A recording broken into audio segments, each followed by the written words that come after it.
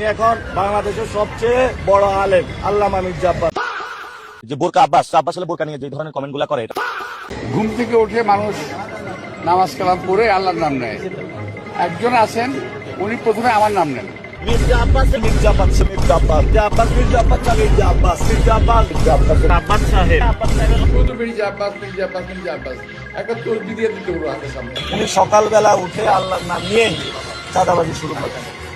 ঘুম থেকে উঠেই আল্লাহর নাম নেয় কিনা আমি জানি না ভাই, আমার নাম প্রথম নেয়। বেশি বলে ফেলছি তো আমি ওনাকে নিয়ে আর বলতে চাই না। আমার 100 কর্মী যে প্রচার করতো, তুমি একলা আমার 1000 করে প্রচার করে দিবে। আল্লামা মির্জা আব্বাস ঢাকা হাটে চাঁদাবাজি করে, সন্ত্রাসী করে, দুর্নীতি করে। এই ঢাকা শহরে কোনো ব্যক্তি বলতে পারবে না কোনো স্বার্থের জন্য মির্জা আব্বাসকে একটা চা খালি করে খাওয়া যাবে না। মির্জা আব্বাস চাঁদাবাজ। আমি কিন্তু ফেরেশতা, আমি আগে বলি ফেরেশতা। 2 টাকার কমিশনার ছিলেন আপনি। ও আমার ছেলে কেউ ছোট বয়সে, আমি ওদের কাজ করবো বলে কি দুষ্টু বেশি ধরে নিচ্ছি আমি। শোনেন, বয়সে ছোট হতে পারি কিন্তু অভিজ্ঞতার ঘাটতি আপনার চেয়ে বেশি আছে।